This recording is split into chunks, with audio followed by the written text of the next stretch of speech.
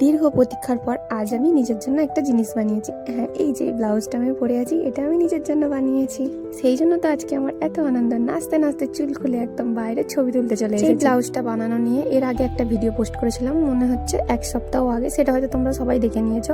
সেটাতে কিছুটা কাপড় কম পড়ে যাওয়ার কারণে সেদিনকে ব্লাউজটা আমি কমপ্লিট করতে পারিনি, কিন্তু তারপরে আজকে এটা কমপ্লিট করে ফেলেছি। একে তো নিজের জন্য কিছু একটা করব, সেটা ডিসিশন নিয়েছিলাম অনেক পরে, তার উপর করতে গিয়ে আবার কত রকম বাধা। যাই হোক, আজকে সব রকম বাধা কাটিয়ে মোটামুটি ব্লাউজটা আমি কমপ্লিট করেই ফেলেছি।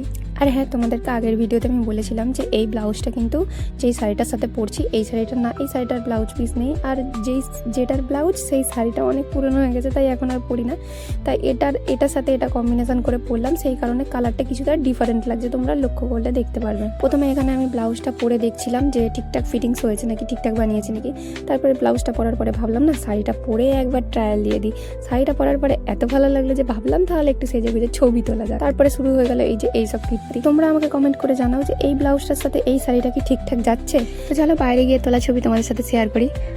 By the way, photograph by আমার মা।